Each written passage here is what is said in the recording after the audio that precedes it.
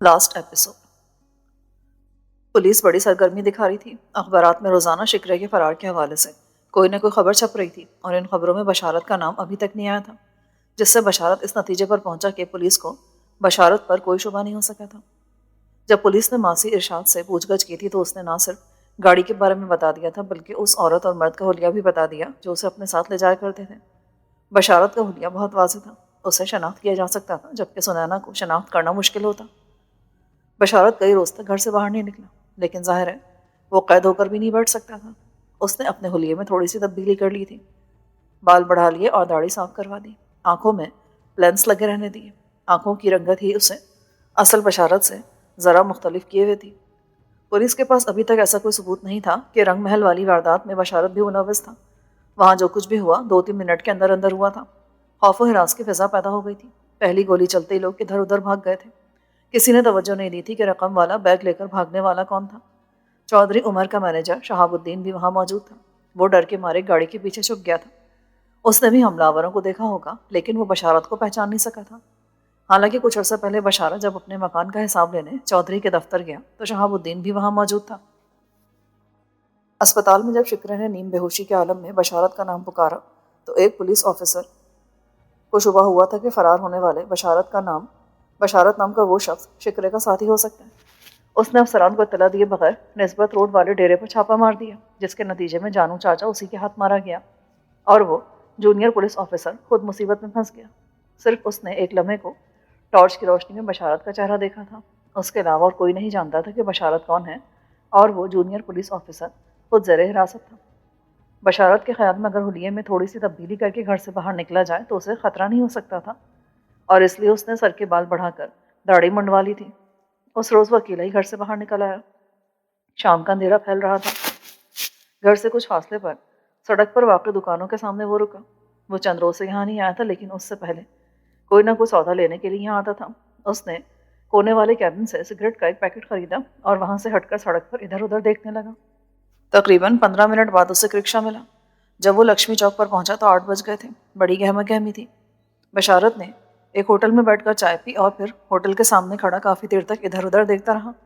اس کا خیال تھا کہ اسے اپنے گروہ کا کوئی نہ کوئی لڑکا ضرور مل جائے گا۔ یہ بارونق علاقہ تھا۔ لکشمی چوک کے ساتھ ہی ایبٹ روڈ تھا، جہاں کئی سینما گھر تھے۔ جیب تراش لڑکے اس علاقے میں شکار کی تلاش میں گھومتے رہتے تھے۔ بشارت آدھے گھنٹے تک کھڑا ادھر ادھر دیکھتا رہا، لیکن اسے کوئی شناسا چہرہ نظر نہ آیا۔ وہ چوک پار کر کے نسبت روڈ پر آ گیا اور ٹہلنے والے انداز میں آگے چلتا رہا۔ ڈیرے والی گلی کے سامنے سے گزرتے ہوئے اس نے گردن گھما کر دیکھا۔ ڈیرے میں روشنی نظر آ رہی تھی۔ وہ آگے نکلتا چلا گیا۔ تقریباً 100 گز کا فاصلہ طے کر کے وہ واپس مڑا اور پھر محتاط انداز میں ادھر ادھر دیکھتا ہوا گلی میں داخل ہو گیا۔ گیٹ میں داخل ہو کر وہ ایک لمحے کو رکا۔ سامنے لکڑی کے کھمبے پر بلب جل رہا تھا۔ طویلے کا منظر وہی پہلے والا تھا۔ وہ ذرا آگے بڑھا تو ایک طرف کھڑا ایک گھوڑا بھی بندھا ہوا نظر آیا، جو اسے دیکھ کر ہنہناتے ہوئے اگلا پیر زمین پر مارنے لگا۔ بشارت ایک لمحے کو رکا، پھر آگے بڑھ کر اس طرف مڑ گیا جہاں وہ کمرہ تھا۔ کمرے میں بتی جل رہی تھی اور دروازہ کھلا تھا۔ وہ دبے قدموں چلتا ہوا دروازے کے قریب آڑ میں کھڑا ہو گیا اور اندر سے باتوں کی آواز سننے کی کوشش کرنے لگا۔ اندر شاید 2 آدمی تھے۔ ایک کی آواز اسے جانی پہچانی سے لگی۔ وہ قدم بڑھا کر دروازے کے سامنے آ گیا۔ اندر بیٹھے دونوں آدمی چونک کر اسے دیکھنے لگے۔ بشارت نے ایک کو پہچان لیا تھا۔ وہ کوچوان عزیز تھا، جبکہ دوسرا آدمی اس کے لیے قطعی اجنبی تھا۔ کون ہو بھائی تم؟ کس سے ملنا ہے؟ عزیز اٹھ کر دروازے کے قریب آ گیا۔ حیرت ہے، اپنے پرانے دوست کو نہیں پہچان سکے؟ اوے باؤ بشارت! عزیز آگے بڑھ کر اس سے لپٹ گیا۔ رب دی سو، میں نے تجھے پہچانا نہیں۔ اگر بولتے نہیں نا تو میں شک میں پڑ جاتا۔ آؤ اندر آ جاؤ۔ بشارت اندر داخل ہو کر الجھی ہوئی نظروں سے اس آدمی کی طرف دیکھنے لگا جو دری پر دیوار سے ٹیک لگائے بیٹھا تھا۔ عزیز کے منہ سے بشارت کا نام سن کر وہ چونکے بغیر نہ رہ سکا۔ یہ استاد گاما ہے۔ اوے وہی شدرے والا گاما استاد۔ عزیز نے اس کا تعارف کرایا۔ گامے کا نام بشارت کے لیے اجنبی نہیں تھا، لیکن کبھی آمنا سامنا نہیں ہوا تھا۔ اس کا گروہ راوی کے پل کی دوسری طرف شادرے کے علاقے میں تھا۔ یہاں کو گڑبڑ تو نہیں؟ بشارت نے پوچھا۔ نہیں، پہلے گڑبڑ تھی پر اب سب ٹھیک ہو گیا۔ مگر تم تھے کہاں؟ میں کچھ عرصہ کے لیے شہر سے باہر چلا گیا تھا۔ یہاں کے حالات کیسے ہیں؟ یہاں تو شروع میں بڑی گڑبڑ رہی۔ پولیس کے ڈر سے لڑکوں نے تھے آنا ہی چھوڑ دیا تھا، پر اب سب ٹھیک ہے۔ کچھ منڈے تو واپس بھی آ گئے ہیں۔ اور پولیس؟ وہ لوگ تنگ تو نہیں کرتے؟ بات دراصل یہ ہے بشارت باؤ، عزیز کے بجائے گام استاد نے کہا، اس قسم کے جرائم کے اڈے بند ہو جائیں تو پولیس والوں کا کاروبار بھی ٹھپ ہو کر رہ جائے۔ پولیس تو ہم جیسے لوگوں کی خود حوصلہ افزائی کرتی ہے، اگر ہمیں سلاخوں کے پیچھے بند کر دیا جائے تو پولیس والوں کو بھی فاقے کرنا پڑے، خالی تنخواہ میں ایک وقت کا چولہا بھی نہیں جلتا۔ ٹھیک کہتے ہو، اگر پولیس دیانتداری سے کام کرے تو ہم جیسے لوگ جرائم کی دلدل میں ہی نہ پھنسیں۔ مجھے ہی دیکھ لو بشارت باؤ، میں نے BA کی ڈگری لی ہوئی ہے۔ استاد گامے نے کہا، نوکری کے لیے در بدر ٹھوکرے کھاتا رہا، ایک بار محلے میں کسی سے جھگڑا ہو گیا، مجھے ہفتے بھر کے لیے جیل بھیج دیا گیا، اور اسی ایک ہفتے نے میری زندگی بدل دی۔ پولیس نے مجھے کہیں چین سے نہیں بیٹھنے دیا، مجھے شرافت کی راہ چھوڑ کر مجرمانہ زندگی اپنانے پر مجبور کر دیا گیا۔ یہ پولیس والے نہ تو خود حق حلال کی کھاتے ہیں نہ دوسروں کو کھانے دیتے ہیں۔ بشارت باؤ، یہ شکرے والی بات اپنی سمجھ میں نہیں آ سکی، پتہ نہیں وہ آدمی عورت کون تھا جو اسے اسپتال سے بھگا کر لے گئے۔ عزیز نے کہا، ہوں گے اس کے کوئی ہمدرد، ویسے یہاں بھی پولیس تو آتی ہوگی کچھ ٹو لینے کے لیے۔ بشارت نے پوچھا، نہیں یہاں کوئی نہیں آیا۔ عزیز نے جواب دیا۔ بشارت تقریباً 1 گھنٹہ وہاں رہا، اس دوران میں ان کے گروہ کا ایک لڑکا بھی آ گیا۔ بشارت کا یہاں آنے کا مقصد پورا ہو گیا تھا، پولیس اس کے پیچھے نہیں تھی، وہ عزیز سے رخصت ہو کر ڈیرے سے باہر آ گیا۔ لکشمی چوک پر وہ رتن سنیما کی طرف مڑ گیا، ابھی اس نے تھوڑا ہی فاصلہ طے کیا تھا کہ اپنے کندھے پر ہاتھ کا دباؤ محسوس کر کے رکا۔ مڑ کر دیکھا تو پینٹ شرٹ میں ملبوس ایک آدمی اس کے لیے قطعی اجنبی تھا، جو کندھے پر ہاتھ رکھے اس کی طرف دیکھ رہا تھا۔ اس کے ہونٹوں پر معنی خیز مسکراہٹ تھی۔ میں نے آپ کو پہچانا نہیں، بشارت نے آہستگی سے کہتے ہوئے اس کا ہاتھ کندھے سے ہٹا دیا۔ لیکن میں نے تمہیں پہچان لیا بشارت۔ بشارت کا دل اچھل کر حلق میں آ گیا۔ میں غلام سرور ہوں، گوال منڈی تھانے کا ہیڈ کانسٹیبل، پر ڈرنے کی ضرورت نہیں، تم سے تو کئی ملاقاتیں بھی ہو چکی ہیں، حیرت ہے کہ تم مجھے پہچان نہیں سکے۔ بشارت کے دل کی دھڑکن ایک بار پھر تیز ہو گئی، اب اس نے غلام سرور کو پہچان لیا تھا، وہ 1-2 مرتبہ اس سے بھتہ وصول کرنے بھی آیا تھا۔ آؤ کہیں بیٹھ کر اطمینان سے باتیں کرتے ہیں۔ وہ پیدل چلتے ہوئے لاہور ہوٹل والے چوک پر آ گئے۔ بشارت محتاط نظروں سے ادھر ادھر دیکھ رہا تھا، اسے شبہ تھا کہ اسے کسی جال میں تو نہیں پھنسایا جا رہا۔ وہ چوک پار کر کے مونٹگومری روڈ پر ایک ریسٹورینٹ میں آ کر بیٹھ گئے۔ یہ قدرے پرسکون جگہ تھی اور یہاں بیٹھ کر وہ اطمینان سے بات کر سکتے تھے۔ غلام سرور نے ویٹر کو چائے لانے کے لیے کہا اور بشارت کی طرف دیکھنے لگا۔ تم شاید اب بھی ڈر رہے ہو، میں تمہارا دوست ہوں، تمہیں مجھ سے ڈرنے کی کوئی ضرورت نہیں ہے۔ بشارت اس کی طرف خاموشی سے دیکھ رہا تھا۔ اس دوران ویٹر نے چائے سرو کر دی۔ میں نے تمہیں تقریباً 1.5 گھنٹہ پہلے لکشمی چوک پر دیکھا تھا، لیکن میں جیسے تمہاری طرف بڑھا تم چوک پار کر کے نسبت روڈ چلے گئے، اور پھر میں نے تمہیں ڈیرے پہ جاتے دیکھا۔ میں نے ڈیرے میں جانا مناسب نہیں سمجھا اور باہر کھڑے رہ کر انتظار کرنے لگا۔ اور سناؤ، کہاں غائب رہے؟ شکرے کی وجہ سے یہاں کے حالات اتنے خراب ہو گئے تھے کہ مجھے شہر چھوڑنا پڑا۔ بشارت کو اب کسی حد تک اطمینان ہو گیا تھا کہ غلام سرور اس کے خلاف کوئی جال نہیں بچھا رہا۔ اس نے بھی چال چلنے کا فیصلہ کر لیا تھا۔ شکرا کہاں ہے؟ میں اس کے بارے میں نہیں جانتا، میں جیب پرار ضرور ہوں، ہم دونوں نے ایک ساتھ طویل عرصے تک کام کیا ہے، لیکن تم بھی جانتے ہو کہ میں کبھی کسی سنگین جرم میں ملوث نہیں رہا۔ شکرے نے بھی کبھی کوئی ایسا قدم نہیں اٹھایا تھا۔ رنگ محل میں جو کچھ ہوا اس پر مجھے حیرت ہے، اور پھر جب پولیس نے مجھے گرفتار کرنے کے لیے ڈیرے پر چھاپا مارا تو میں ڈر کے مارے وہاں سے بھاگ نکلا۔ مجھے شبہ تھا کہ مجھے بھی اس معاملے میں ملوث کرنے کی کوشش کی جائے گی۔ پولیس کو تم پر شبہ تھا، وہ چھاپا گرچہ غیر قانونی تھا، لیکن اس کے بعد تمہارے بارے میں بھی تحقیقات کا فیصلہ کیا گیا۔ پولیس نے تمہارا ماضی کھنگال ڈالا، جیل کی رپورٹ اور تمہارے محلے میں بھی پوچھ گچھ کی گئی، جس سے آخرکار یہ نتیجہ خاص کیا گیا کہ تم قتل جیسے سنگین جرم میں ملوث نہیں ہو سکتے۔ اگر تم پکڑے گئے تو تمہارے خلاف زیادہ سے زیادہ جیب تراشی جیسے الزامات کی کارروائی ہو سکتی ہے۔ تم روپوش رہ کر اپنے آپ کو مشتبہ بنا رہے ہو، تمہارا ڈیرا دوبارہ آباد ہو گیا ہے، تم دوبارہ یہاں آ سکتے ہو، تمہارے لیے کوئی خطرہ نہیں ہے۔ میں وہاں نہیں جاؤں گا، ایک لڑکے سے ملنا تھا اس لیے آج وہاں چلا گیا، کوشش کروں گا کہ آئندہ ایسی جگہوں سے دور ہی رہوں۔ بشارت نے جواب دیا۔ تو کیا کرو گے؟ سب سے پہلے میں اپنی بہن کو تلاش کروں گا۔ بہن؟ ہاں، میری بہن، جسے بچپن میں غنڈے اٹھا کر لے گئے تھے، اور اسے بچانے کی کوشش میں ہی پولیس نے مجھے جیب کترا سمجھ کر پکڑ لیا تھا اور جیل بھجوا دیا تھا۔ میں آج تک اسے تلاش کر رہا ہوں۔ خدا کرے تمہاری بہن مل جائے، ویسے جو اس راستے پر آ جاتا ہے نا وہ واپس نہیں لوٹ سکتا۔ جانتا ہوں میں۔ ارے ہاں، ایک بات یاد آئی، تمہیں بتا دینا ضروری سمجھتا ہوں۔ محمد اشرف نامی ایک ASP شہر کے تمام تھانوں سے تمہارے بارے میں معلومات حاصل کر رہا ہے۔ محمد اشرف ASP؟ کیوں؟ کیا وہ مجھے کسی کیس میں پھنسانا چاہتا ہے؟ اس کا نہ تو ہمارے علاقے سے تعلق ہے اور نہ ہی شکرے والے کیس سے، لیکن وہ تمہارے بارے میں معلومات کر رہا ہے۔ ہمارے تھانے دار کے پاس بھی اس کا فون آیا تھا، اسے بتا دیا گیا کہ تم کچھ عرصہ پہلے تک تو اسی علاقے میں تھے، پھر لاپتہ ہو گئے۔ اے ایس پی اشرف بہت سخت گیر اور فرض شناس آفیسر ہے۔ اس کا تعلق ایک دولت مند زمیندار گھرانے سے ہے۔ وہ شوقیہ طور پر اس محکمے میں آیا تھا، دولت کمانے کے لیے نہیں۔ رشوت سفارش اس کی لغت میں نہیں ہے۔ اسے تمہاری تلاش کیوں ہے یہ تو میں نہیں جانتا، لیکن تم اس سے دور ہی رہنا۔ اس اطلاع کے لیے شکریہ۔ بشارت نے یہ کہتے ہوئے جیب سے 500 کا نوٹ نکال کر اس کی مٹھی میں دبا دیا۔ یہ رکھ لو، بچوں کے لیے کچھ لے جانا۔ غلام سرور اخلاقاً انکار کرتا رہا، پھر اس نے نوٹ لے کر جیب میں ڈال لیا۔ اگر تم واقعی جرائم سے کنارہ کشی اختیار کرنا چاہتے ہو تو میرا مشورہ ہے کہ یہ شہر چھوڑ کر کسی ایسی جگہ چلے جاؤ جہاں تمہیں کوئی نہ جانتا ہو۔ اگر تم اسی شہر میں رہنا تو اپنا دامن نہیں بچا سکو گے۔ بشارت نے اس کا شکریہ ادا کیا اور وہ دونوں ریسٹورانٹ سے باہر نکل آئے۔ غلام سرور سے اسے اچھی خاصی معلومات حاصل ہو گئی تھیں اور یہ اطمینان بھی ہو گیا تھا کہ پولیس کو اس پر قتل کا شبہ نہیں تھا۔ وہ اپنے پرانے محلے میں آ گیا۔ نہ جانے اسے کیوں یہ یقین تھا کہ نجمہ کبھی نہ کبھی اس مکان پر ضرور آئے گی۔ وہ 2 مرتبہ پہلے بھی یہاں چکا تھا، لیکن دونوں مرتبہ مکان پر تالا لگا ملا تھا۔ آج تالا نہیں تھا۔ اس نے گھنٹی بجا دی اور دروازہ کھلنے کا انتظار کرنے لگا۔ تقریباً 2 منٹ بعد دروازہ کھلا اور اسی لڑکی کی صورت نظر آئی جس سے پہلی مرتبہ سامنا ہوا تھا۔ کس سے ملنا ہے جی آپ کو؟ میں بشارت ہوں، 2-3 مرتبہ پہلے بھی آ چکا ہوں، لیکن گھر پر تالا لگا ملا تھا۔ وہ دراصل میں اپنی بہن کے بارے میں دریافت کرنا چاہتا تھا۔ اوہ، آپ 1 منٹ رکیے، میں ڈیڈی کو بھیجتی ہوں۔ کچھ ہی دیر بعد اس کا باپ باہر آ گیا۔ وہ چند لمحے بشارت کو گھورتا رہا، پھر اکھڑ لہجے میں بولا، اب تم کیا چاہتے ہو؟ دراصل مجھے اپنی بہن کی تلاش ہے۔ مجھے یقین ہے کہ وہ ایک نہ ایک دن یہاں ضرور آئے گی، ہو سکتا ہے کبھی آئی بھی اور اوہ، وہ آدمی چونک سا گیا۔ پھر وہ بشارت کو بیٹھک میں لے گیا۔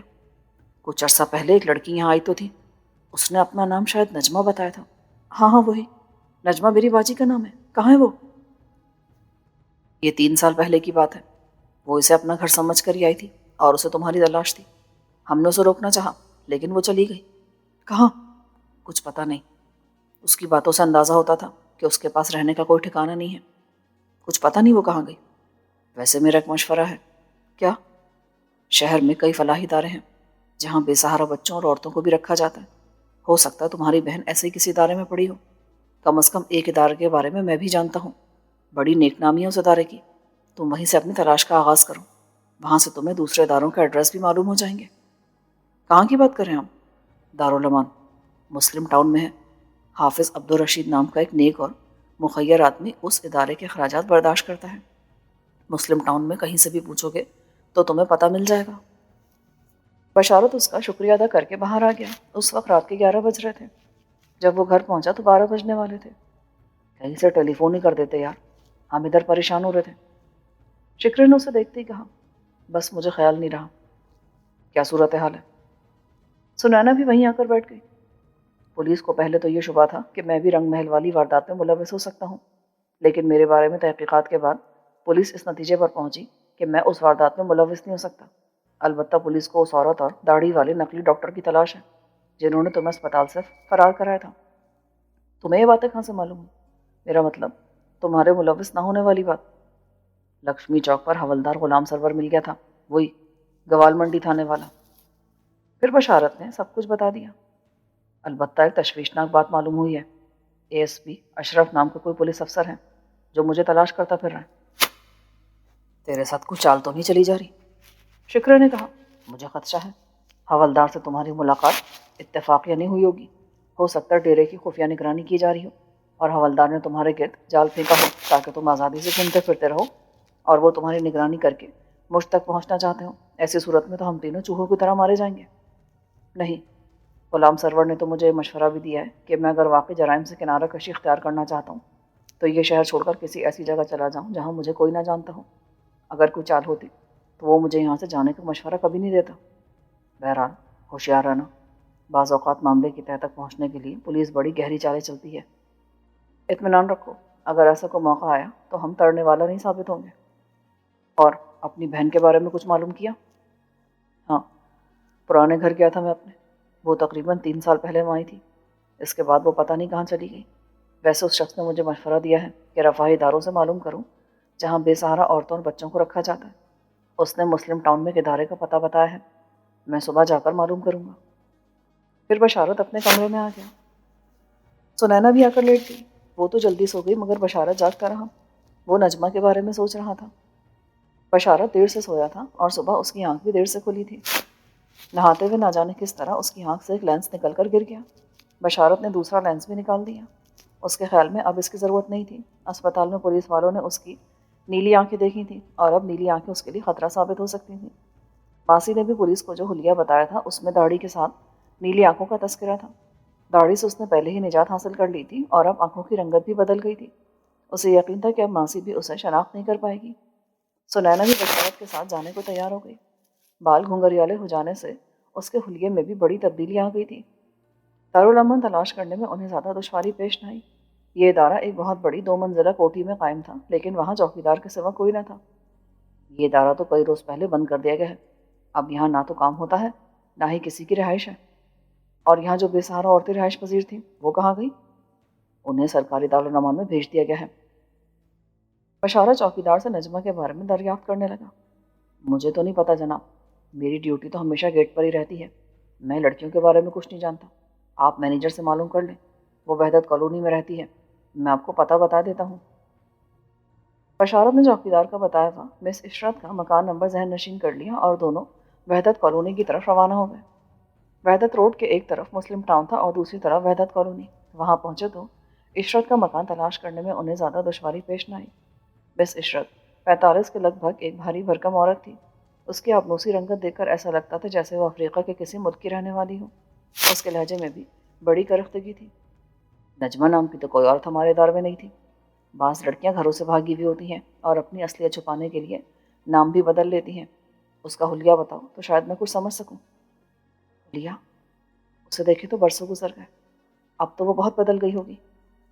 سوری بھائی، میں آپ لوگوں کی کوئی مدد نہیں کر سکتی۔ عشرت کہتے ہوئے اٹھ کھڑی ہوئی۔ یہ اشارہ تھا اس بات کا کہ اب وہ لوگ جا سکتے ہیں۔ آپ لوگ دوسرے اداروں سے جا کر معلوم کر لیں، آپ کو جس کی تلاش ہے اس کا مکمل حلیہ تو معلوم ہونا چاہیے نا۔ بشارت اور سنینا 3-4 دن تک شہر کے مختلف اداروں سے معلومات حاصل کرتے رہے لیکن کامیابی نہ ہو سکی۔ کہیں سے بھی نجمہ کے بارے میں کچھ معلوم نہ ہو سکا۔ اس نے حافظ عبدالرشید سے بھی ملنے کی کوشش کی لیکن کامیاب نہ ہو سکا۔ اسے بتایا گیا کہ حافظ جی آج کل کسی سے نہیں ملتے۔ بشارت کی مایوسی بڑھتی چلی جا رہی تھی۔ بات بہت اوپر تک پہنچ چکی تھی۔ حافظ جی کو بھی پتہ چل گیا کہ اس کے خلاف کسی قسم کی تحقیقات ہو رہی ہیں۔ اس نے بھی ہاتھ پیر مارنے شروع کر دیے تاکہ کسی ہنگامی صورتحال میں اپنا بچاؤ کر سکے۔ لیکن محمد اشرف نے بھی تہیہ کر لیا تھا کہ اس کے چہرے کو بے نقاب کر کے ہی رہے گا۔ ابتدائی تحقیقات کے دوران میں اسے حافظ جی کے خلاف کچھ اور باتیں معلوم ہوئیں، لیکن وہ باتیں ایسی نہیں تھی کہ ان کی بنیاد پر مضبوط کیس بنایا جا سکے۔ اپنے اعلیٰ افسران سے بھی اس کا رابطہ تھا اور وہ اپنی تحقیقات سے انہیں آگاہ رکھے ہوا تھا۔ تحقیقات شروع ہونے کے 4 دن بعد ہی بڑے ڈرامائی انداز میں دارالامن بند کر دیا گیا۔ ادارے کے رہائشی یونٹ میں 3 ادھیڑ عمر خواتین رہائش پذیر تھیں جنہیں سرکاری دارالامن کے سپردگی میں دے دیا گیا۔ اشرف نے ادارے کا ریکارڈ اپنی تحویل میں لینے کی کوشش کی تھی لیکن اس کے لیے انکشاف خاصا دلچسپ ثابت ہوا کہ اس سے صرف 1 روز پہلے مقامی تھانے میں ادارے میں چوری کی رپورٹ درج کروائی گئی تھی۔ تحریری رپورٹ میں بتایا گیا کہ قیمتی ساز و سامان کے علاوہ چور ادارے کا تمام ریکارڈ بھی لے گئے تھے۔ اشرف جانتا تھا کہ یہ سب ڈرامہ ہے۔ اس نے حافظ جی کے خلاف اگرچہ تحقیقات خفیہ رکھی تھیں لیکن اسے کسی طرح پتہ چل گیا تھا اور اس نے سارا ریکارڈ غائب کر کے تھانے میں چوری کی رپورٹ لکھوا دی تھی۔ اشرف پر اوپر سے دباؤ پڑنے لگا کہ وہ حافظ جی کے خلاف اپنی تحقیقات بند کر دے، لیکن اشرف کو اپنے ایس ایس پی کی بھرپور حمایت حاصل تھی اور ایس ایس پی نے ڈی آئی جی کو بھی قائل کر لیا تھا کہ تحقیقات جاری رہنی چاہیے۔ اس نے اب تک کی رپورٹ بھی ڈی آئی جی کو پیش کر دی۔ حافظ عبدالرشید کے خلاف تحقیقات کے ساتھ ہی اشرف نے بشارت کے بارے میں بھی تحقیقات کا سلسلہ جاری رکھا تھا، لیکن وہ تو اس طرح غائب ہوا تھا جیسے اس دنیا میں ہو ہی نہ۔ حافظ جی نے بھی ایک وزیر سے رابطہ کر لیا۔ وزیر کی طرف سے انتظامیہ پر دباؤ بڑھنے لگا کہ حافظ جی کے خلاف تحقیقات روک دی جائیں۔ یہ احکامات ڈی آئی جی تک پہنچ گئے۔ ڈی آئی جی نے اس معاملے کو نہایت سنگین قرار دیتے ہوئے تحقیقات روکنے سے انکار کر دیا اور اشرف کو آگے بڑھتے رہنے کا اشارہ دے دیا۔ اور پھر یہ اشرف کی خوش قسمتی تھی کہ ایک عرب شیخ نے حافظ عبدالرشید کے خلاف فراڈ کی رپورٹ تھانے میں درج کروا دی۔ اس نے حافظ عبدالرشید پر دھوکے سے 20 لاکھ روپے ہضم کر لینے کا الزام لگایا۔ اگر کوئی عام شہری رپورٹ لکھوانا چاہتا تو کبھی نہ لکھی جاتی، مگر وہ عرب ریاست عمان کا ایک بااثر شیخ تھا۔ اس نے اس معاملے کو سفارتی ذرائع سے بھی اٹھانے کی دھمکی دے رکھی تھی۔ اور پھر اس سے اگلے ہی روز اشرف کے مخبر نے ایک ایسے آدمی کا سراغ لگا لیا جس کا تعلق ہیروئن فروشوں کے ایک منظم گروہ سے تھا۔ اس کے قبضے سے آدھا کلو ہیروئن بھی برآمد ہوئی تھی۔ اس کے ذریعے اشرف ایک اور معزز ہستی تک پہنچ گئے جس کے بارے میں یہ سنسنی خیز انکشاف ہوا کہ ہیروئن فروشوں کے اس گروہ کا سرغنہ حافظ عبدالرشید ہے جو طویل عرصے سے دھندا کر رہا ہے۔ اے ایس پی اشرف نے بڑی رازداری سے اس معزز ہستی کو اٹھا لیا جس نے ایس ایس پی کے سامنے مزید کئی سنسنی خیز انکشافات کیے۔ اشرف اب ہر کام بھول کر اس کیس پر لگا ہوا تھا۔ اس نے حافظ جی کے خلاف اپنے ذرائع سے تحقیقات جاری رکھی اور اس کا سارا ماضی کھنگال ڈالا۔ اس نے یہ بھی معلوم کر لیا کہ حافظ عبدالرشید 10-11 سال کی عمر میں پشاور کے قہوہ خانوں میں لڑکیوں والے کپڑے پہن کر ڈانس کرتا تھا۔ پھر وہ ایک منشیات فروش کے ہاتھ لگ گیا۔ کچھ عرصہ پشاور میں اس کے لیے کام کیا اور پھر وہاں سے بھاگ کر لاہور آ گیا۔ یہاں بھی وہ ہیرا منڈی کے علاقے میں ایک منشیات فروش کے پاس کام کرتا رہا اور پھر اس نے اپنا دھندا شروع کر دیا۔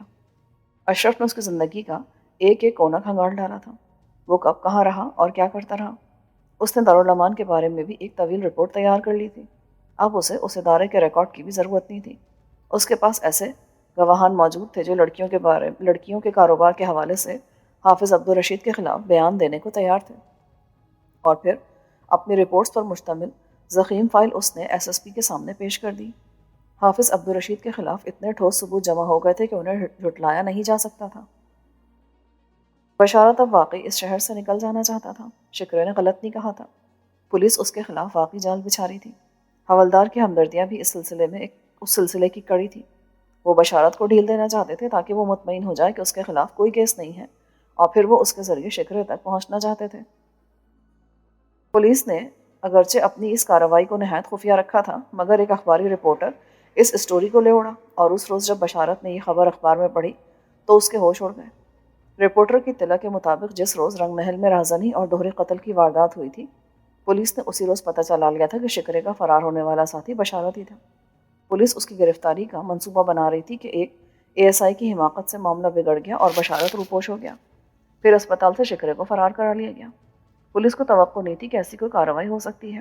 بہرحال اسپتال کے کمرے میں موجود چیزوں پر ملنے والے فنگر پرنٹ سے یہ ثابت ہو گیا کہ نقلی ڈاکٹر بشارت ہی تھا۔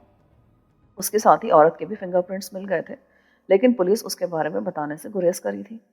بشارت شکرے کو لے کر ایک بار پھر غائب ہو گیا تھا۔ آخرکار کئی روز بعد ایک مشتبہ ریٹائرڈ نرس نے انکشاف کیا کہ ایک عورت اور ایک مرد اسے مفرور زخمی قیدی کے علاج کے لیے آنکھوں پر پٹی باندھ کر لے جاتے رہے۔ پولیس نے اس گاڑی کے بارے میں بھی پتہ چلا لیا جو ان کے زیر استعمال تھی۔ وہ گاڑی سنینا نامی اس عورت کی ملکیت تھی جو بشارت کے ساتھ ان خوفناک سرگرمیوں میں مصروف ہے، مگر پولیس یہ پتہ نہ چلا سکی کہ وہ گاڑی اس وقت کہاں ہے۔ بشارت اب تک پولیس کو چکر دیتا رہا تھا۔ اس کی چالاکی کو دیکھتے ہوئے پولیس نے اپنی حکمت عملی تبدیل کرنے کا فیصلہ کیا اور نسبت روڈ والے ڈیرے کی نگرانی شروع کر دی۔ پولیس کا ایک مخبر ایک جیب تراش گروہ کے سرغنہ کے بھیس میں وہاں رہنے لگا۔ پولیس کو یقین تھا کہ بشارت وہاں ضرور آئے گا۔ پولیس کا یہ خیال درست نکلا۔ چند روز پہلے بشارت اس ڈیرے میں داخل ہوا تھا اور جب باہر نکلا تو سادہ لباس میں پولیس کے ایک ہیڈ کانسٹیبل نے دوست بن کر اس سے ملاقات کی اور ہمدردی کا اظہار کرتے ہوئے اسے یہ باور کرایا کہ اسے پولیس سے ڈرنے کی کوئی ضرورت نہیں ہے کیونکہ اس پر کوئی سنگین جرم نہیں ہے۔ پولیس بشارت کو دھوکے میں رکھ کر اس کے ذریعے شکرے تک پہنچنا چاہتی تھی۔ اس طرح ان تینوں کو بیک وقت گرفتار کر لیا جاتا لیکن اخباری رپورٹر نے پولیس کا بھانڈا پھوڑ دیا۔ تم تو حوالدار غلام سرور کی باتوں پر ایمان لے آئے تھے، شکرے نے اسے گھور کر کہا۔ اب تو تمہیں یقین ہو گیا نا کہ یہ پولیس والے کسی کے سگے نہیں ہوتے۔ ہو سکتا انہوں نے تمہاری نگرانی کر کے ہمارے اس ٹھکانے کو پتہ چلا لیا ہو اور ہمیں گرفت میں لینے کے لیے کسی مناسب موقع کی تلاش میں ہو۔ نہیں، اس طرف آتے ہوئے میں نے ہمیشہ اس بات کا خیال رکھا ہے اگر اس ٹھکانے کو پتہ چل گیا ہوتا تو ہم یہاں اطمینان سے نہ بیٹھے ہوتے۔ سنینا، پولیس تمہارے بارے میں بھی پہلے سے ہی بہت کچھ جانتی ہے، کیا اب بھی تم اپنی اصلیت نہیں بتاؤ گی؟ بشارت نے کہا تو سنینا مسکرا کر بولی، ضرور بتاؤں گی۔ میں نے جو بازی شروع کی تھی اس میں جیت کا کوئی امکان نہیں۔ مجھے اپنی شکست صاف نظر آ رہی ہے، اس لیے اب میں تم سے کوئی بات نہیں چھپاؤں گی۔ وہ چند لمحوں کو خاموش ہوئی پھر اپنی بات جاری رکھتے ہوئے بولی، میں نے جب سرحد پار کی تھی تب میرا خیال تھا کہ میرے بارے میں کوئی کبھی نہیں جان سکے گا، لیکن آج اخبار میں اپنا نام پڑھ کر مجھے پتہ چل گیا کہ پولیس میرے بارے میں سب کچھ پہلے سے جان چکی تھی۔ میرے محلے میں کوئی نہیں جانتا تھا کہ میرا نام سنینا ہے۔ یہ نام میں نے صرف تمہیں بتایا تھا۔ محلے والے تو مجھے رضیہ کے نام سے جانتے ہیں۔ اخبار میں اس نام کے اشاعت سے ثابت ہوتا ہے کہ سرحد کے اس طرف قدم رکھتے یہاں کی پولیس میرے نام سے واقف ہو گئی تھی۔ میں تم دونوں سے کچھ نہیں چھپاؤں گی، کیونکہ میں جان گئی ہوں کہ جس مقصد کے لیے میں سرحد پار کر کے آئی تھی وہ پورا نہیں ہو سکتا۔ مجھے اپنی کامیابی کی کوئی امید نہیں۔ میں سمجھا نہیں، تم کہنا کیا چاہتی ہو؟ بشارت نے اسے گھورا۔ میں پڑوسی ملک کی انٹیلیجنس سروس کی ایجنٹ ہوں۔ مجھے خاص مقصد کے تحت یہاں بھیجا گیا تھا۔ مجھے یہاں کم از کم 2 سال رہ کر اپنے قدم جمانے تھے، اپنا اعتماد جمانا تھا، اور اصل کام اس کے بعد شروع ہوتا۔ میرے ملک سے کچھ اور ایجنٹ یہاں آتے جو مہمان کی حیثیت سے میرے پاس رہتے اور اپنا کام کرتے۔ میں 1.5 سال سے یہاں ہوں۔ 3 مہینے پہلے مجھے حکم ملا تھا کہ میں 2-3 ایسے آدمی تلاش کروں جو ہمارے لیے اعلی کار بن سکیں اور جن پر بھروسہ کیا جا سکے، جو بوقت ضرورت جان کی بازی لگا سکیں۔ میں ایسے لوگوں کی تلاش میں تھی، اور پھر اس روز میں نے رنگ محل میں وہ خوفناک حادثہ رونما ہوتے دیکھا۔ تم نے جس جرأت کا مظاہرہ کیا اس سے میں بے حد متاثر ہوئی۔ میں تمہیں پولیس کے نرغے سے نکال لائی۔ میرا خیال تھا کہ تم دباؤ میں رہ کر ہمارے لیے کام کرو گے، اور پھر جب تم نے شکرے کو بھی اسپتال سے فرار کرانے کا پلان کیا تو میں تمہارا ساتھ دینے پر آمادہ ہو گئی۔ شکرے کے لیے بھی میں نے وہی سوچا تھا جو تمہارے لیے سوچ رکھا تھا۔ پھر شکرے کو بھی لے آنے میں ہم کامیاب ہو گئے، لیکن کیا؟ کل تمہاری عدم موجودگی میں بھی اپنے گھر گئی تھی۔ وہاں میں نے ایک ٹرانسمیٹر چھپا رکھا ہے۔ میں نے ٹرانسمیٹر پر اپنی انٹیلیجنس کے سربراہ کو صورتحال سے آگاہ کیا تو اس نے بتایا کہ بعض وجوہات کی وجہ سے وہ منصوبہ ختم کر دیا گیا ہے جس کے لیے مجھے یہاں بھیجا گیا تھا، اور یہ کہ میں بھی یہاں کی انٹیلیجنس کی نظروں میں آ چکی ہوں، اس لیے اب میں ان کے کام کی نہیں رہی۔ یہ میرا پہلا مشن تھا، اور مجھ پر واضح کر دیا گیا تھا کہ اگر میں پکڑی گئی تو وہ میری کوئی مدد نہیں کریں گے، بلکہ مجھے پہچاننے سے انکار کر دیا جائے گا۔ تم اس شخص کی مایوسی کا اندازہ لگا سکتے ہو جسے بیچ مجدار میں چھوڑ دیا جائے۔ میں بری طرح مایوس ہو گئی۔ میں اپنے ملک واپس نہیں جا سکتی تھی، یہاں بھی انٹیلیجنس کی نظروں میں آ چکی ہوں۔ حیرت ہے کہ مجھے اب تک پکڑا کیوں نہیں گیا۔ کیا ممکن ہے کہ وہ اس انتظار میں ہوں کہ میں حرکت کروں تو مجھے رنگے ہاتھوں پکڑ لیا جائے؟ میں تم دونوں کی جرأت اور بہادری سے بہت متاثر ہوئی۔ میں نے سب کچھ تمہیں بتا دیا ہے، اگر تم لوگ چاہو تو مجھے قانون کے حوالے کر دو۔ ہو سکتا ہے کہ اس طرح تم لوگوں کو کچھ رعایت مل جائے۔ ہم اپنے قانون کو اچھی طرح جانتے ہیں، شکرا نے کہا۔ ہم آسمان سے تارے بھی توڑ کر قانون کی جھولی میں ڈال دینا تو بھی ہمارے ساتھ کوئی رعایت نہیں ہوگی۔ پولیس سب سے پہلے ہماری کھار ادھیڑے گی اور اس کے بعد کوئی بات کرنے کا موقع دے گی۔ تو پھر جو کچھ تم لوگ کرنا چاہتے ہو میں تمہارے ساتھ ہوں۔ پولیس جس طرح سرگرمی دکھا رہی ہے اس سے اندازہ ہوتا ہے کہ ہماری آزادی بلکہ زندگی کے چند روز باقی رہ گئے ہیں۔ اگر تم ہمارے ساتھ پڑھنا چاہتی ہو تو ہمیں کوئی اعتراض نہیں۔ ویسے میرا مشورہ ہے کہ ہمارا ساتھ چھوڑ کر اپنے آپ کو پولیس کے حوالے کر دو۔ ہمارے بارے میں زبان بند رکھو گی تو بڑا احسان ہوگا۔ شکرا نے کہا، نہیں، میں تم لوگوں کا ساتھ نہیں چھوڑ سکتی۔ بشارت اور شکرا خاموشی سے ایک دوسرے کی طرف دیکھتے رہے۔ یہ ایک نئی صورتحال پیدا ہو گئی تھی جس کا نتیجہ زیادہ خطرناک ہو سکتا تھا۔ اس شام بشارت سنینا کے ساتھ ایک بار پھر نجمہ کی تلاش میں نکل کھڑا ہوا، اور خوش قسمتی سے انہیں دارالامان میں کام کرنے والی زلیخا نامی بوڑھی عورت مل گئی۔ اس نے جو انکشافات کیے وہ بہت ہی خوفناک تھے۔ رب کو جان دینی پتر، میں جھوٹ نہیں بولوں گی، یہ جو حافظ عبدالرشید ہے نا، بڑا ہی نیچ اور کمینہ آدمی ہے۔ نیک پرہیزگار تو بنتا ہے، پر کرتوت ایسے کالے کہ سن کر ہی کراہیت آتی ہے۔ یہ جو اس نے ادارہ بنایا ہوا ہے نا، دارالامان، یہ بے سہارا عورتوں کی امداد کے لیے نہیں، حافظ کی عیاشی کے لیے ہے۔ اس کے آدمی سارے شہر میں پھیلے ہوئے ہیں جو لڑکیوں کی تلاش میں رہتے ہیں۔ جو لڑکیاں اس ادارے میں رکھی جاتی ہیں انہیں بے آبرو بھی کیا جاتا ہے اور بیچ بھی دیا جاتا ہے، اور یہ مشہور کر دیا جاتا ہے کہ کڑی کو اس کے وارثوں کے پاس پہنچا دیا گیا۔ اس ادارے کی انچارج مس عشرت، کالی موٹی عورت، وہ تو دلال ہے اس کی، وہ ایسی ساری کارروائیوں پہ پردہ ڈالتی ہے۔ توبہ توبہ پتر، اللہ ایسے بندوں سے دور ہی رکھے۔ تم نجمہ کے بارے میں کچھ بتا رہی تھی مائی؟ آہو پتر، وہ بیچاری بڑی دکھی کڑی تھی۔ جب اسے یہاں لایا گیا تب تو اس کا نام نجمہ ہی تھا، مگر رجسٹر میں اس کا نام شبانہ لکھا گیا تھا۔ کہاں سے آئی تھی وہ؟ کچھ جانتی ہے اس کے بارے میں؟ پتہ نہیں، حافظ کے بندے کہیں سے پکڑ کر لائے تھے۔ بڑا روئی تھی بیچاری۔ اس نے مجھے اپنے بارے میں سب کچھ بتا دیا تھا۔ بیچاری اپنے ویر کے لیے تڑپ رہی تھی، زندگی بھر اپنے آپ کو درندوں سے بچاتے ہوئے دوڑتی رہی اور ویر کو تلاش کرتی رہی۔ اور یہ لوگ انسان نہیں شیطان ہیں، کسی مظلوم پر انہیں بھلا کب ترس آتا ہے۔ پھر کہاں گئی وہ؟ ادارہ تو بند ہو چکا ہے۔ جب اسے ادارے میں لایا گیا تو اس کے 2-3 ہفتے بعد ہی حافظ اسے اپنی کوٹھی پر لے گیا۔ میں بھی اس کی کوٹھی میں جاتی رہی تھی۔ وہ شبانہ کو بیٹی کہتا تھا۔ وہ 3 سال سے وہاں تھی۔ پھر مجھے دلاور نامی اس کے ایک بندے نے بتایا کہ حافظ نے اسے 20 لکھ میں بیچ دیا۔ دلاور حافظ کا خاص بندہ ہے، ادارے میں بھی آتا جاتا رہتا تھا، بھیج دیا۔ بشارت کا دل اچھل کر حلق میں آ گیا، مگر شبانہ اسی رات حافظ کی کوٹھی سے بھاگ گئی تھی۔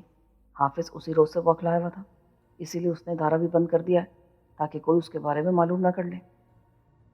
بشارت کا دل کانپ رہا تھا۔ زلیخا نے شبانہ کے بارے میں جو کچھ بتایا اس سے اب اس امر میں کوئی شک کی گنجائش نہیں تھی کہ وہ نجمہ ہی تھی۔ کوٹھی پر واپس آ کر بھی وہ مضطربانہ انداز میں ٹہلتا رہا۔ زلیخا نے اسے یہ بھی بتایا تھا کہ حافظ کی کوٹھی سے بھاگنے کے بعد نجمہ پکڑی گئی تھی اور کسی پولیس آفیسر کے پاس تھی۔ حافظ کو پتہ چل گیا تھا، وہ خود تو سامنے نہیں آیا مگر اس نے دوسرے لوگوں کے ذریعے اس پولیس آفیسر کو رقم کی پیشکش کی تھی کہ نجمہ کو واپس کر دیا جائے، مگر وہ پولیس والا اس کے خلاف قانونی کارروائی کرنے پر تلا ہوا تھا۔ زلیخا اگرچہ اس پولیس آفیسر کے بارے میں کچھ نہیں بتا سکی تھی، لیکن بشارت کے ذہن میں بار بار ASP اشرف کا نام گونج رہا تھا، جو شہر کے تمام تھانوں سے اس کے بارے میں معلومات حاصل کر رہا تھا۔ ہو سکتا ہے نجمہ اس کے پاس ہو اور نجمہ کی دکھ بھری کہانی سن کر ہی وہ بشارت کو تلاش کر رہا ہو، لیکن یہ ضروری نہیں تھا، معاملہ کچھ اور بھی ہو سکتا تھا۔ نجمہ کے بارے میں حافظ عبدالرشید ہی بتا سکتا تھا کہ وہ کس پولیس افسر کے قبضے میں ہے۔ کیا سوچ رہے ہو؟ شکرے نے اس کے چہرے پر نظریں جماتے ہوئے کہا، ہم ابھی چل کر حافظ سے نجمہ کے بارے میں پوچھ لیتے ہیں۔ تم؟ ارے میں اب ٹھیک ہوں، میرے ہاتھوں میں اب اتنی جان آ گئی ہے کہ حافظ جیسے شخص کی گردن مروڑ سکوں۔ اور پھر بشارت نے زندگی کی سب سے بڑی بازی لگانے کا فیصلہ کر لیا۔ کار کا اسٹیئرنگ سنینا کے ہاتھ میں تھا، آگے بشارت اور پیچھے شکرا بیٹھے تھے۔ ان دونوں کے پاس آٹومیٹک رائفلیں تھیں جو اسپتال میں پولیس والوں سے چھینی گئی تھیں۔ جب وہ حافظ کی کوٹھی والی گلی میں داخل ہوئے تو رات کے 11 بجنے والے تھے۔ ٹھیک اسی وقت ایک پجیرو کوٹھی کے گیٹ سے نکلی، اس کا رخ اسی طرف تھا۔ سنینا نے بڑی تیزی سے اپنی کار پجیرو کے سامنے کر دی۔ پجیرو رک گئی، اس میں 3 آدمی تھے، حافظ اور 2 اس کے خاص بندے۔ بشارت پھرتی سے کار سے اترا، اس کے ہاتھ میں رائفل تھی۔ شکرا رائفل لیے کار کی پچھلی سیٹ پر بیٹھا رہا۔ حافظ جی ذرا نیچے آؤ، کچھ پوچھنا ہے تم سے۔ بشارت نے اسے رائفل کی زد پر لیتے ہوئے کہا، کون ہو تم اور اس بدتمیزی کا مقصد؟ نیچے اترو تو بتاتا ہوں۔ اگلی سیٹ پر بیٹھے آدمی نے اپنی جگہ سے حرکت کرنے کی کوشش کی، مگر بشارت نے پھرتی سے رائفل کی نال اس کے کندھے پہ دے ماری۔ کوئی حرکت کی نا تو بھون کے رکھ دوں گا۔ شکرا بھی رائفل سنبھالے کار سے اتر آیا، اس نے بھی پجیرو کے سامنے کھڑے ہو کر رائفل تان لی۔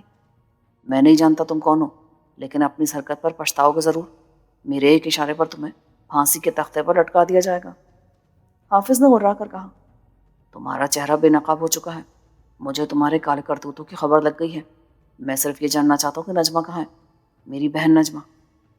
وہ تیرا دماغ خراب ہو گیا؟ میں کسی نجمہ کو نہیں جانتا۔ سب جانتے ہو تم نے اس کا نام بدل دیا تھا، شبانہ۔ تم نے اسے اپنی بیٹی بنا کر 3 سال اپنے گھر میں رکھا اور پھر اس کا سودا کر دیا، مگر وہ بھاگ گئی اور تم جانتے ہو کہ وہ کہاں ہے؟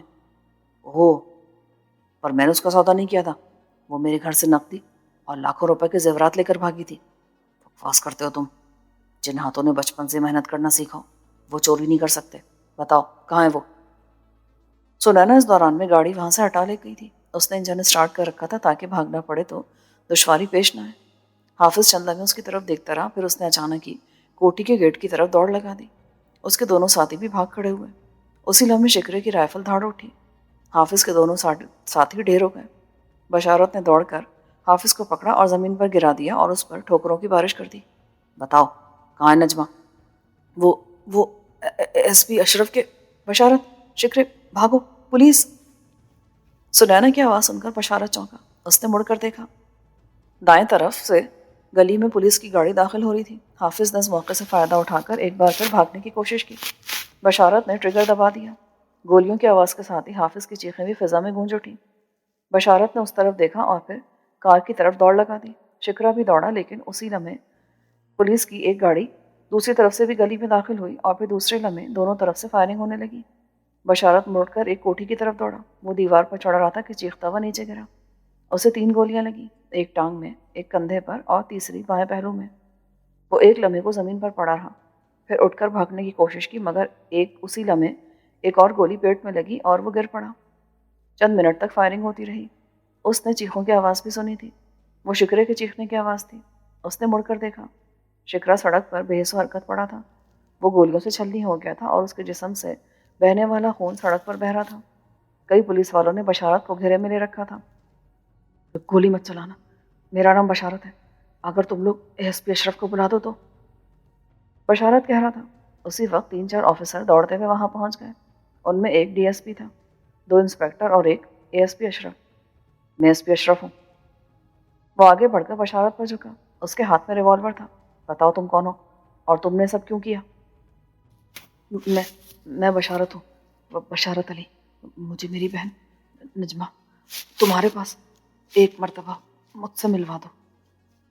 بشارت نے رک رک کر کہا۔ اشرف ایک جھٹکے سے سیدھا ہو گیا۔ اس نے چیخ کر اپنے ایک ماتحت کو حکم دیا اور دوبارہ بشارت پر جھک گیا۔ تقریباً 10 منٹ بعد وہاں ایک کار آ کر رکی۔ 2 خواتین نیچے اتری۔ ایک اشرف کی بہن سلمیٰ تھی اور دوسری نجمہ۔ تمہارا بھائی مل گیا نجمہ، لیکن اس کے پاس زیادہ وقت نہیں ہے، آگے بڑھ کر مل لو اس سے، اشرف نے کہا اور نجمہ کا ہاتھ پکڑ کر آگے لے آیا۔ نجمہ خون میں لت پت بشارت کو دیکھ کر سناٹے میں آ گئی۔ وہ چیختی ہوئی بشارت سے لپٹ گئی۔ یہ کیا ہو گیا بھیا؟ تم تو ڈاکٹر اقبال بننا چاہتے تھے نا، تو یہ کس راستے پر نکل گئے؟